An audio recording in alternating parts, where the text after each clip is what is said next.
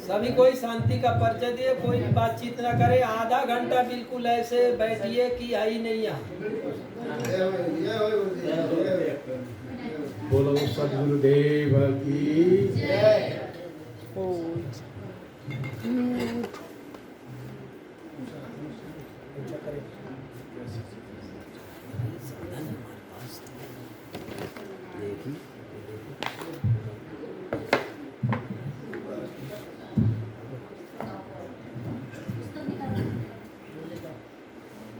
बोलो सद्गुरुदेव की जय।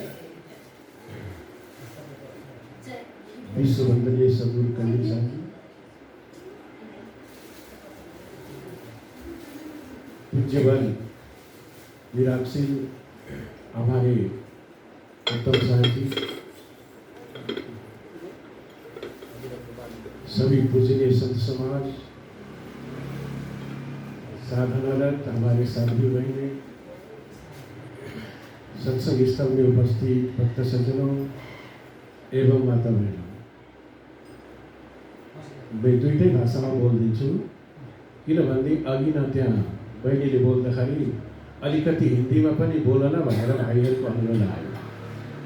बोले थे कि हिंदी में भी थोड़ा बोल देना, तो ऐसा न हो दूर से आए हैं, काठमांडू गया था, प्रवचन भजन सबके सुने लेकिन पल्ला कुछ भी नहीं पड़ा। बोलो सद्गुरुदेव, ऐसा न हो। इसलिए दोनों भाषा में आप लोगों को बराबर जितना मेरे से बनेगा, जति मबाट बन्छ त्यति नै अलिकति पुरस्कार भनौँ, पारस भनौँ, प्रसाद रूपमा बाँड्ने म कोसिस गर्दछु। खूब बढिया हामीहरूले कथा सुन्यौँ अहिले गुरुहरूको। मलाई अलिअलि मन चाहिँ परेको छैन, यो व्यवस्थाको मन परेको छैन, यो मेरै आफ्नै कवि जस्तो लाग्छ। किनभनेदेखि पारक सिद्धान्त अति नै उत्तम सिद्धान्त हो, अति ठुलो हो, अति ठुलो हो, तर यसको व्यवहार चाहिँ कति सानो देख्छु म। अनुशासन भनेको केही पनि छैन। यहाँ हामी आएर बसेका छौँ, कसैले कुरा गरिरहेछ, कोही निदाइरहेको छ, कोही त्यहाँ खाना खान गइरहेको छ, त अनुशासन कतै पनि म देख्दिनँ। अनि हाम्रो जमीनी जो तल छ, जो जमीनी स्तर है, वही यदि हमारे कमजोर हैं तो मंजिल पाना जरा मुश्किल है। अब मैं आग्रह करता हूं कि एक बार आप लोग जोर से ताली ऐसे बजाएं ताकि एक अपने जीवन के भीतर के विकार भी ठीक हो जाए। बोलो सद्गुरुदेव को।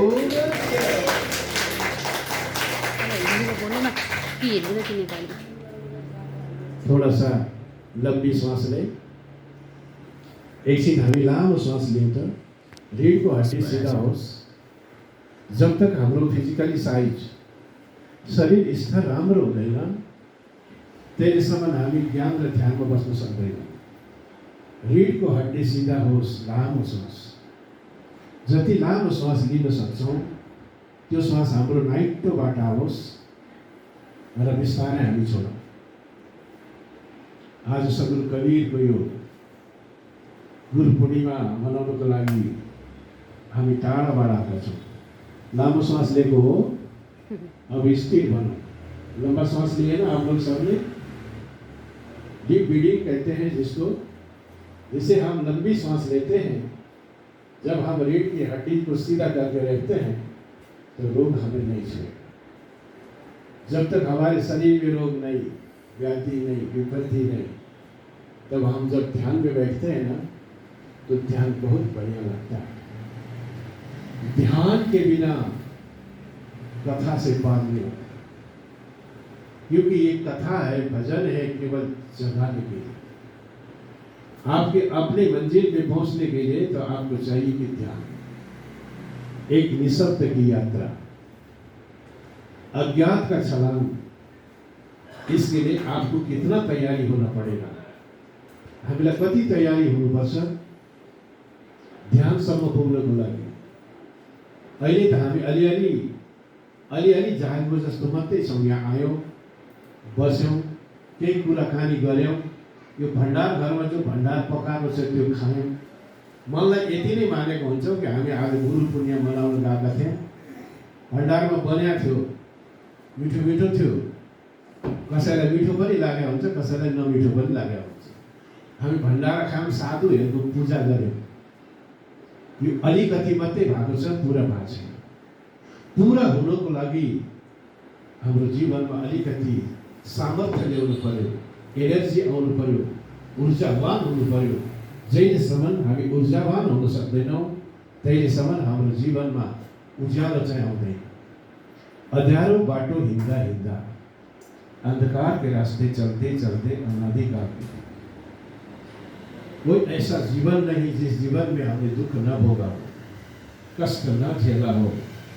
अनंत जीवन में सब कुछ करके आए। परम पूज्य सदगुरु विशाल देव जी ने कहा है, जन्म अनंत सब कुछ कीने, नहीं गुरु भक्ति मिले वो, भाग्य उदय आज मिले सोई, दिन दिन अधिक रुचि हो। साहब जी का कहना, कहते हैं कि अनादिकाल कई बार आए हम इस धरती में, कई बार इस धरती से हम चले गए, बार बार आए और बार बार गए। लेकिन जो मौका आज मिला है, अवसर जो आज हमको प्राप्त है, पारखी गुरु का संगत करने का और उनके ज्ञान विचार को मनन करने का और ध्यान करने का, ये अवसर हमें किसी भी जन्म में नहीं मिला था। इसलिए उत्साहित जीवन हो, साहसिक जीवन हो। सुबेरे उठे आप योगा करिए, बढ़िया प्राणायाम करिए, वॉकिंग करिए और साथ में आकर के शुद्ध चिंतन करिए। जैसे जैसे आपकी चिंतन शक्ति बढ़ेगी, वैसे वैसे आपके जीवन में एक नई ऊर्जा होगी। वही नई ऊर्जा के साथ आपके जीवन की गति होगी और आप एक गतिवान, एक समर्थशील पुरुष बनेंगे। फिर आपके जीवन में किसी प्रकार का अंधकार नहीं रहेगा। अंधकार को आपने चीर दिए। यही बात ऋषि ने कहा, तमसोमा ज्योतिर्गमय। अंधकार को चीर करके जो प्रकाश में पहुंचने की क्षमता वो पुरुष रखता है, जिस पुरुष ने अपने आप को ठोस बनाया, कर्मठ बनाया और सहनशील और शक्तिशाली बनाया।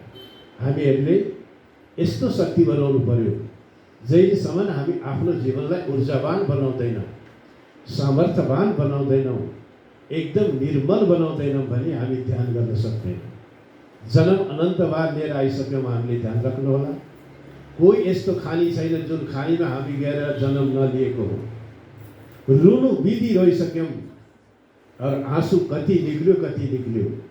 अनन्त जीवनको ठोक्कर हामीले कति झेल्यौँ, तर यो ठक्करको बोध, यो कष्ट, जुन आपत्ति र विपत्ति हाम्रो जीवनमा आयो, त्यो आपत्ति र विपत्तिलाई अनुभव गर्ने चाहिँ हामीले कहिले पनि जागर गरेनौँ। त्यसैले हाम्रो जीवनबाट दुःख कहिले पनि हटेन, टाढा भएन। हामीले गीत पनि गायौँ, भजन पनि गायौँ, भोजन पनि गऱ्यौँ, साधुको पूजा पनि गऱ्यौँ, तर सुखी चाहिँ हामी हुन सकेनौँ। किन भन्दा यो सबै क्रिया बाहिरी क्रिया थियो, आन्तरिक क्रिया थिएन। आन्तरिक यात्राको लागि हाम्रो मन कति निर्मल हुनुपर्छ। सबैदेखि राग द्वेष विहीन, सबैलाई आफ्नो मान्न सक्ने क्षमता भने सभी को हम जब तक अपने दिल में नहीं लेंगे। गुरुदेव ने कहा, बीजक के अंदर में जब लग दिल पर दिल नहीं, ध्यान रखना सभी ने बीजक पढ़ा है, तब लग सब सुख नहीं। एक ही सुख नहीं कहा साहब ने, सब सुख, शारीरिक सुख, मानसिक सुख और आत्मिक सुख, ये सभी मिलाकर के सब सुख साहब ने गिनती किया। कबीर साहब एक ऐसा महापुरुष जिससे हम प्रभावित हुए। हम गीता पढ़ने वाले, रामायण पढ़ने वाले, तीर्थ मूर्ति में भटकने वाले, तो कबीर की बातों से क्यों प्रभावित हुए? तो कबीर एक ऐसा जादूगर, ऐसा महावैज्ञानिक पुरुष, आध्यात्मिक क्षेत्र के एक ऐसा उन्नतिशील पुरुष। मैं तो कहता हूँ कि आध्यात्मिक क्षेत्र में जितने पैनी दृष्टि सदगुरु कबीर का रहा, उतना शायद किसी महापुरुष का नहीं।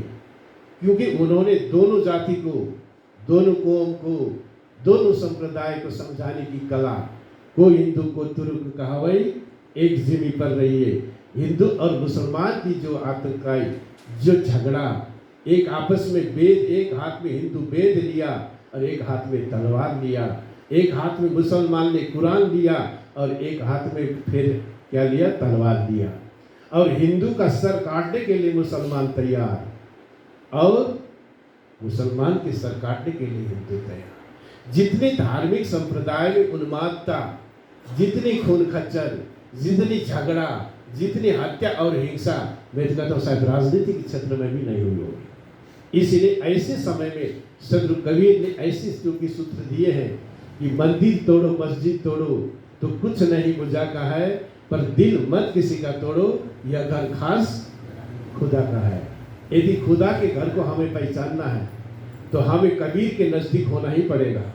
कबीर के विचार को मनन करके सारा अज्ञान और अंधकार को हटा करके जितने हमारे भीतर में अहंकार है सबको खत्म करने के बाद ही हम उस जगह पहुंचते हैं जहाँ सदगुरु कबीर ने जो इशारा किया कि खुदा का घर। जहाँ सर झुक जाए उसे खुदा का घर कहते हैं, जहाँ हर नदी मिल जाए उसे समुंदर कहते हैं। और पीड़ा तो देते हैं दुनिया के लोग, जहाँ ऐसे पीड़ा समझे वो हमारे हम सफर हैं, वो हमारे हम सफर हैं। बोलो सदगुरुदेव आज हामीले सोच्नुपर्ने छ सदगुरुको नजदीक हामी आएका छौँ भने हाम्रो भित्र ऊर्जा होस्, हामी यति श्रद्धालु, यति हाम्रो भित्रको परमार्थ यति राम्रो होस्, हाम्रो मन कतै नजाओस् कि हामीले यस्तो अवसर पाएका छौँ जो विराटसित, जो महान शक्तिलाई छुनको लागि, जसलाई एक फेर जानेपछि, एक फेर अनुभूति गरेपछि संसारका सबै दुःख हट्दो रहेछन्। मन यति मस्त हुँदो रहेछ, यति आनन्दित हुँदो रहेछ, यति चाहिँ निर्मल हुँदो रहेछ। त्यो अनुभव जुन मान्छेले जीवनमा गर्छ भने त्यो संसारको के भयो, महापुरुष। त्यसैलाई हामी के भन्न सक्छौँ, महामानव। त्यसैलाई हामी के भन्न सक्छौँ, बुद्ध। जुन धरतीमा बुद्ध आउनुभयो, महावीर आउनुभयो, कबीर आउनुभयो, नानक आउनुभयो, धरती त वही हो, हावापानी वही हो, खानी पनि त्यही हो। यही दाल भात रोटी खानु भएको थियो कबीर साहबले पनि, यही दाल भात रोटी खानु भएको थियो भगवान बुद्धले पनि, यही हावा लिनु भएको थियो, यही धरतीमा हिँड्नुहुन्थ्यो। तर 24 घण्टाको समयमा प्रकृतिको यो सम्पत्तिलाई लिएर कोही बुद्ध बने, कोही महावीर बने, कोही कबीर बने। हामी चाहिँ के बन्यौँ त भन्दा त्यो जमिनमा हिँड्न पनि नजान्ने खुट्टो भएको किरो र माकुरो जस्तो बन्यौँ। त्यसैले हाम्रो जीवनको कोही भ्यालु नै भएन। हम एक जीवन ऐसा कीड़े और मकोड़े की तरह हम चलने लगे, हमारा कोई वैल्यू नहीं। संपूर्ण संपदा हमने पाए हैं, लेकिन इस संपदा में एक महान व्यक्ति होकर के अपने व्यक्तित्व को निखार करके जीवन को ऊंचा बना लेता है, और हम वही संपत्ति पाकर के दरिद्र, दरिद्र से भी महादरिद्र, देवी देवता का देश नेपाल और भारत है कि नहीं है। 33 कोटि देवता का हम वर्णन करते हैं ना, 33 कोटि देवी देवता, इतने संत महात्मा, ऐसे देश में हम जैसे रोगी सोगी संतापी सोचते बनता है। ये बताइए, इतने बड़ी देवी देवता, इतने संत महात्मा, रोगी सोगी संतापी क्यों? इतना हिंसा हिंसा बलात्कार क्यों? इसका मतलब हमने केवल गीत भर गाया, भजन भर गाया, तप नहीं किया, अपने को नहीं तपाया, अपने को नहीं सजाया। 24 घंटा जो हमें जिसको जानना था, जिसको याद करना था, वो हमने याद नहीं किया। किसी ने मेरे साथ प्रश्न किया, मैं मॉर्निंग वॉक में जब जाता हूँ, कोई साथी मिलते हैं, ये गुरु यो यतिको देवी देवता भएको देशमा यस्तो दुखी र गरिब, माग्ने र थाङ्ने सबै यस्तो पीडा लिएर मन्दिरको वरिपरि भिख मागेर किन हिँडिरहेको होला भनेर प्रश्न गरेको क्या मलाई। मैले भने देवी देवता जति पनि हाम्रो मन्दिर सब स्थापना भएको छ, यो स्थापना गर्ने मान्छेले आफूलाई नचिनेको भएर त्यहाँबाट शक्ति नआएको। आउ भनौँ भएको यत्र देवी देवतालाई मान्ने हाम्रो राजा वीरेन्द्रलाई सबैले चिनेको छैन, देखाएको छैन, कसैले त सानो सानाले देखाएको छैन होला। राजा वीरेन्द्र सबै 33 कोटि देवतालाई मान्ने, पशुपतिदेखि लिएर विश्वनाथ, भारतका कुनै तीर्थयात्रा छैनन्, केदार बद्री सबैलाई मानेर, सबैलाई पुजेर और गुठीसम्म खुवाएर बसेको राजा वीरेन्द्र जब मर्ने दिन आयो, कुनै देवताले साथ दिएको होइन। 500 सैनिक उनको रक्षामा थिए। त्यहाँ राजदरबार नारायणटीको भित्रमा 500 सैनिक थिए, तर कोही देवी देवताले आएर उनीहरूलाई भनेन। न कोही सूचना दिएन, तँलाई मार्दैछ है त सचेत हो जा भनेर कसैले सूचना पनि दिएन। फेरि भयो हामीले यहाँ अलिकति जज गर्न सकेका छौँ। हामी मनुष्यको शरीर लिएर आज 21वीं सदीमा आएका छौँ। यो दिमागलाई अलिकति हामीले सोच्न सकेका छौँ। तर पनि भेडियाको धसन जस्तो लुडो लागेको छ, भेडियाको धसन जस्तो भिड लागेको छ, पाएको केही पनि होइन।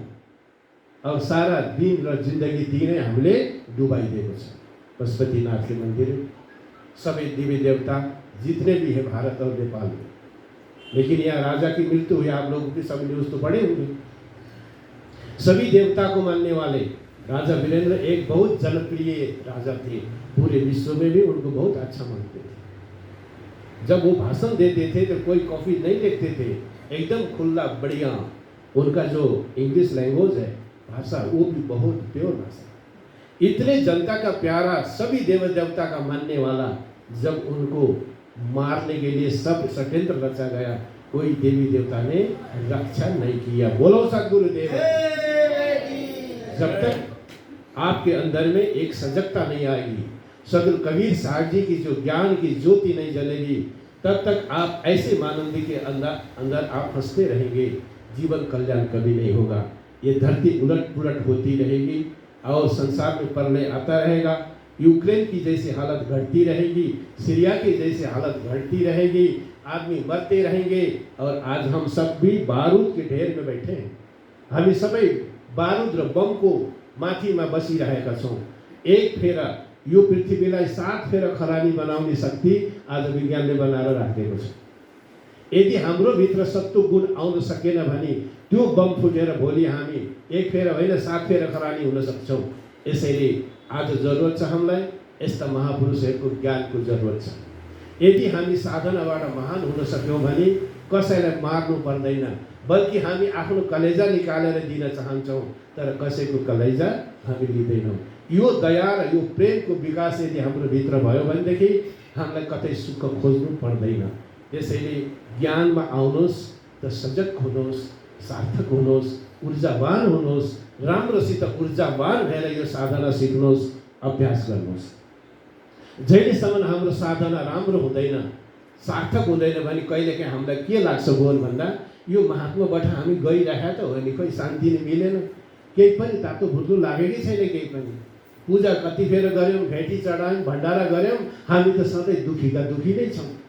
यो मन में ख्याल आउँछ ध्यान। मैंने कहा जब हम साधु के पास जाते हैं ना, पूजा भी करते हैं, भेंट भी चढ़ाते हैं, भंडारा भी करते हैं, लेकिन मन में सोचते शांति तो मिली नहीं।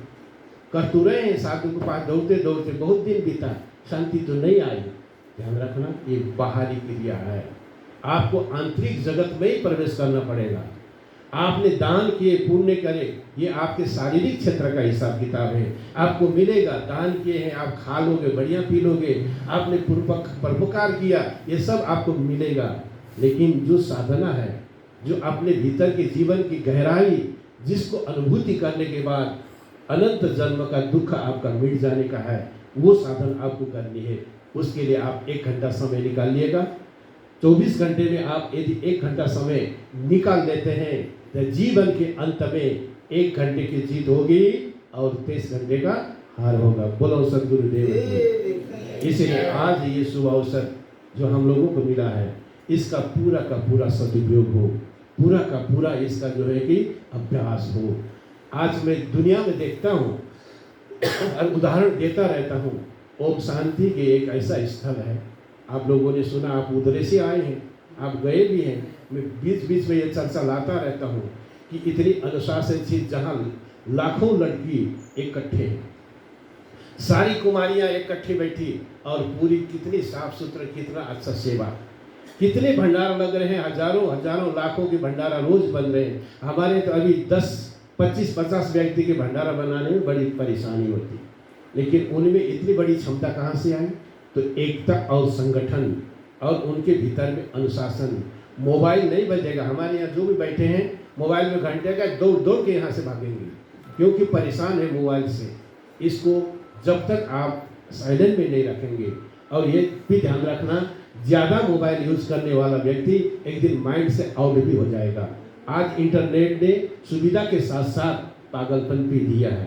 यदि मोबाइल चलाने की कला नहीं आई तो हमारे जीवन में सात्विकता नहीं आएगी, क्योंकि हम 24 घंटा दूसरे को देखते देखते बिता देंगे और अपने को देखने का मौका मिलेगा ही नहीं। इसलिए अपने लिए समय निकालिए। यदि आपने अपने लिए समय नहीं निकाला तो ये दुनिया आपके सारी उम्र छीन लेगी और लास्ट में आप फिर पछताओगे। इसीलिए ऐसा पछतावा ना आए, इसके लिए आप तटस्थ हो जाइए, सजग हो जाइए, मोबाइल चलाइए।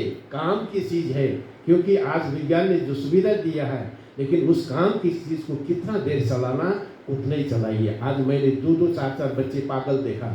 ठीक 3 वर्ष का बच्चा है, वो मोबाइल हाथ में मोबाइल नहीं है, अपने न्यू न्यू कर रहा है। देखा, अब वो लोग बोल रहे हैं देखो बच्चे पागल हो गए। इसीलिए ये छोटे छोटे बच्चे आधे से पागल होने जा रहे हैं, तो जवानी का क्या कीमत होगा। बुढ़े साल तो बर्बादे ही है, हम सब भी पागल के कगार में पहुंचने वाले हैं। तो इसलिए हम सबों को सावधान होना है। हम सब इतने सौभाग्यशाली जो गुरुवर कबीर का पार ज्ञान आप हम सबको मिला है, इसीलिए इसका प्रतिपल सदुपयोग आप लोग सब करेंगे तो ये जीवन मालामाल होगा, ये जीवन खुशहाल होगा। यो जीवन मालामाल हुनेछ, यो जीवन खुशहाल हुनेछ यदि हामीले यस्तो ज्ञानलाई हासिल गर्न सक्यौँ, यस्तो मनन र चिन्तन गर्न सक्यौँ र जीवनलाई महान बनाउन सक्यौँ भनेदेखि। मलाई एउटा सानो कहानीको साथ, एक चिठी थी, 2 चीटी आपस में साथी, 2टा कमिलाहरू साथी थिए। जुन ठाउँमा बसेका थिए त्यो ठाउँमा अनिकाल लागेछ क्या। अब साथीहरू बसे अनिकाल लाग्यो, अब के खाने, किनभने पेटको चिन्ता सारै दुनियाँलाई, प्राणीलाई पेट का फिकर सबको है। चीटी से लेकर के भक्ति भाव भजन में तो चिंता कम है। कबीर साहब ने कहा न हम देखा भक्ति में, न हम देखा भजन में। साहब तो कहते हैं न हम देखा भक्ति भाव में, न हम देखा पोथी में। कहे कबीर सुन भाई साधु, जो देखा सो रोटी में। अब जहाँ रोटी बन रही होती है ना, वहाँ चीटी से लेकर कुत्ते बिल्ली से लेकर कौवा काग सबके लाइन लगी होती है। तो वो अनिकाल लगा, तो अनिकाल लागेछ। 2टा कमिलाहरू सल्लाह गरे, साथी अब यो अनिकाल लाग्यो, हामी के आरा खोज्न जाउँ न, जता गएर बाँचिन्छ त्यतै गएर आरा खोजौँ भनेर 2टा कमिलाहरू सल्लाह गरेर हिँडेछन्। तो एउटा पूर्वको पहाडतिर, एउटा पश्चिमको पहाडतिर गएछन् ती कमिलाहरू। अनि एउटा कमिलालाई चाहिँ त मिश्रीको पहाड मिलेछ, अनि एउटा कमिलालाई चाहिँ नुनको पहाड मिलेछ। माने चीटी की कहानी में निकल रहा हूँ कि दोनों चीटी साथी थे। दुकान पड़ा तो चारा ढूंढने के लिए निकले तो एक चीटी पूरब की ओर, एक पश्चिम की ओर गई, और वो दोनों में एक को तो मिश्री का पहाड़ मिला और एक को नमक का पहाड़ मिला। अब जो नमक खा करके जो रही उसके मुख में नमक ही नमक, और जो मिश्री खा के रही तो मिश्री। तो बहुत दिन बीतने के बाद दोनों चीटियों के मन में ये सवाल उठा कि हम तो 2 साथी थे, अब ये खाते पीते भूल गए, मिलना चाहिए। तो नमक वाला चीटी के मन में ये ज़्यादा प्रश्न उठा। तो वो खोजते खोजते वो मिश्री वाली चीटी के पास चली गई। जा करके मिश्री वाली चीटी के साथ बातचीत हुई, तो फिर वो मिश्री वाली चीटी ने अपना मिश्री खिलाई, किसको, वो नमक वाली चीटी को। तो स्वाद पूछी कि साथी ये मेरा जो पहाड़ का जो मिश्री आपको कैसा लगा। तो वो नमक वाला चीटी क्या बोलती है कि ये जो मिश्री जो आपने दी है ना, ये मेरे पहाड़ के नमक जैसे ही लग रहा है, ऐसा नहीं होगा, मेरी मिश्री तो मीठा है। उसने कहा मीठा होगा, मुझे तो नमक ही लग रहा है। जब थोड़ी देर के बाद फिर वो चीटी ने कुल्ला करने के लिए पानी दिए। जब पानी से कुल्ला करने के बाद उसके मुख में जो नमकीन भाग था, वो नमकीन भाग कुल्ला में निकल गया। फिर उसको मिश्री खिलाया। तो अब पूछो, अब देखो कैसा लग रहा है। तो हाँ, ये तो पहले से दूसरे स्वाद, ये तो मीठा है। पहले तो मेरे को नमक ही जैसा लग रहा था, लेकिन अब ये जो आप दी है मिश्री, ये तो मीठा है। क्योंकि जब तक हमारे मुख में नमक है तब तक मिश्री भी कैसा लगता है, नमकीन ही लगता है। इसलिए संसार के लोग यहाँ आकर के क्या मानते हैं, जैसे ये भक्ति भजन साधन जो भी देखते हैं अपने नमक ही जैसा देखते हैं, ऐसे ही तो है जैसे हम जैसे खाते पीते हैं वैसे तो ये लोग भी रहते हैं। लेकिन जब तक साधना की गहराई में जाकर के स्वरूप आनंद की जो मिश्री नहीं चखते, तब तक वास्तविक ज्ञान और भक्ति का स्वाद हमको मिलेगा नहीं। तो मैले भन्न खोजेको मिश्री र त्यो कमिलाहरूलाई त्यो मुखमा नुन भएको कमिलाले मिश्री खाँदा पनि नुनै जस्तो लागेछ।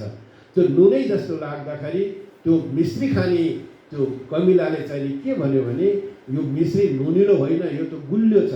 पानी दिएर कुल्ला गराउन लाग्दाखेरि कुल्ला गरेपछि मुखबाट नुनिलो गएपछि फेरि मिश्री खुवाउँदाखेरि अनि गुलियो स्वाद आएछ। त्यस्तै हामी यो ध्यान साधनामा संसारबाट, संसारका विषय, संसारका अहङ्कार, अनेक प्रकारका विकार लिएर यहाँ आउँदाखेरि यहाँको मान्छेलाई पनि हामी त्यस्तै रूपमा देखेका हुन्छौँ। किनभने यिनीहरूले पनि त्यस्तै हाम्रै जस्तै धनी खाने हग्नु बोक्नु त्यस्तै हो, यो मनमा हामीले मानेका हुन्छौँ। जब साधना गरेर हामी गहिरोमा पुग्छौँ र हाम्रो स्वरूपको आनन्दको मिश्री चाख्न थाल्छौँ, त्यो दिन हामीलाई बोध हुन्छ, आहा कति राम्रो छ। यही स्वाद हाम्रो बुद्धलाई मिल्यो, यही स्वाद मीरालाई मिल्यो, यही स्वाद नानकलाई मिल्यो, यही स्वाद कबीरलाई मिल्यो। यस्तै ऐसे स्वाद, ऐसे हमारे महापुरुष कबीर, नानक और तुलसी सभी महापुरुष को यही स्वाद मिला जब इस धरती के महान सम्राट बने। इसलिए महापुरुषों ने कहा है कि यदि तुम्हें सम्राट की तरह मरना है तो बुद्ध की तरह जीना सीखो, कबीर की तरह जीना सीखो, नानक की तरह जीना सीखो। यदि हामीलाई सम्राट भएर मर्नु छ, हाँसेर मर्नु छ, खुसी भएर मर्नु छ भने बुद्ध जस्तो भएर, महावीर जस्तो भएर, कबीर जस्तो भएर बाँच्न सिकौँ। हामी त्यसको लागि साधना गरौँ। मनुष्य जीवन हामीलाई आज प्राप्त भएको छ। यस्तो जीवन बार बार पाइने छैन। यहाँबाट फेरि हामी 84 गयौँ भने फर्केर आउने त कहिले हो कहिले हो। यसैले आज शुभ अवसर सद्गुरुदेवले भन्नुभएको छ, आज अवसर अति राम्रो मिलेको छ। राम्रो का मतलब बहुत सुंदर। आज बहुत सुंदर अवसर हम सबों को मिला है। इस सुंदर अवसर का सदुपयोग बरोबर हम करें, खूब बढ़िया साधन करें और भजन करें, जीवन के अपने मस्ती को छू लें। फिर आपके जेब में चौन्नी भी न हो, फिर भी आप संसारों का संसा बने रहेंगे। अन्यथा अरबपति बनते रहिए, हजारों लाखों करोड़पति हामी बनौँ, फिर भी हामीलाई सुख मिल्ने छैन। हामीले संसारको राज्य मिले पनि हामी सुखी हुने छैनौँ। किन भन्दा संसारबाट पाएको जति चिज छ त्यसले कोही सुखी हुने छैनन्। सुखी भएको भए यत्रो लडाइँ किन हुन्थ्यो, यत्रो राजा महाराजालाई किन मार्थे, यत्र राजा महाराजा लडेर एक आपसमा किन खत्म हुन्थे। सद्गुरुले भन्नुभयो यो संसारको जति पनि उपलब्धि छ यो उपलब्धिमा कोही सुखी छैनन्। तर जसले आफ्नो भित्रको दिव्य विराट स्वरूप, दिव्य महान सनातन, जो हाम्रो आफ्नो चैतन्य देवको अनुभूति गरेर जो बाँच्न सिकेको छ भने त्यसको बोकलीमा एउटा सुखको नभए पनि त्यो मस्तीमा पाएको हुन्छ। बच्चाले कसरी सुख पाएको, बच्चाको धन पनि छैन, बोध पनि छैन, ज्ञान पनि छैन, तर कति रमाइलो गरेर बच्चाहरू खेलिरहेका हुन्छन् नि। किन खेलिरहेको भन्दा बच्चाहरू विचारभन्दा एकदम तल आफ्नो स्वभावमा र स्वरूपमा भएको हुनाले त्यो बच्चाहरू भोगमा अलिकति खाएका हुन्छन्, निन्द्रामा सुतेका हुन्छन्, बाँकी समयमा खेलिरहेका हुन्छन्, आनन्दले चितकारी लिइरहेका हुन्छन्, कराइरहेका हुन्छन्, मस्तीमा हुन्छन्। और हामी चाहिँ यत्र धन दौलत पद, यत्र बिल्डिङ बङ्गले सबै बनाएर बसेका मान्छे चाहिँ रातभरि निन्द्रा नलाग्ने, छटपटी हुने, अर्कैकै निन्द्रा, अर्कैकै दोष, अर्कै गरेर हामीले जीवनलाई त्यो रक्षानको मोल गनाउने, ठुसी गनाउने मोल जस्तो हामीले आफ्नो जीवनलाई बनाएर राखेका हुन्छौँ। त्यसैले इसी कारण हम अपने जीवन को घूर का गड्ढा न बनाएं। संसार के जितने कचरा है दूसरे की तरफ देख कर के जो बटोर लेते हैं ना, वो सब लाके हम अपने अंतस्करण में डालते हैं तो अंतस्करण क्या बनता है, घूर का गड्ढा बनता है। इसीलिए ये घूर का गड्ढा बनने न दें, एक बढ़िया सुंदर साधना का केंद्र बने, ताकि साधना के साथ हमारा जीवन जब उठता है तो मेरे सज्जनों वही दिन कहोगे कि ये सारा विश्व मेरा है और विश्व में रहने वाले सभी प्राणी मेरे हैं। और आप इतने लघु हो जाएंगे, दूसरे के दिल में बैठ जाएंगे, इतना महान हो जाएंगे कि दूसरे को अपने दिल में बैठा लेंगे। ये शक्ति आज आपके पास में है। ये शक्ति का यदि आपने परिष्कार किया, साधना के द्वारा आपने उठाया और जागा, तो देखो ये जीवन कितना धन्य हो जाएगा। तो मैंने बहुत कुछ आप लोगों को कहा, मेरी जो कुछ थोड़े बहुत टूटी फूटी हुई हो तो आप लोग सब क्षमा करेंगे। जो कमी होला क्षमा गरिदिनु होला। अब धेरै समयमा लिन्न, हाम्रो यहाँ साग पनि विराजमान हुनुहुन्छ। गुरु पूर्णिमा, हामी गुरुको उपकारलाई नभुलौँ। गुरुले हामीलाई थुप्रो दिनुभएको छ, त्यो दिएको सम्पदालाई सदुपयोग गर्न सिकौँ। हामी गुरु ने बहुत कुछ दिया है। जो संपदा हमको दिया है उस संपदा को हम सदुपयोग करना सीखें और विश्व बिरादरी वसुधैव कुटुंबकम यो हमारे ये भावना हमारे भीतर में जागे। My country is the world and my religion is to good. पूरा विश्व मेरा देश है और अच्छे कार्य करना मेरा धर्म है। ये हमारे भीतर से आवाज चले, ज्योति सा ज्योति जगाते चलो, प्रेम की गंगा बहाते चलो। क्या पूछना जिंदगी, सारा संसार माला माल और खुशहाल होगा। तब इन्हीं शब्दों के साथ मैं अपने शब्द को विराम लेता हूँ। बोला सदगुरुदेव की।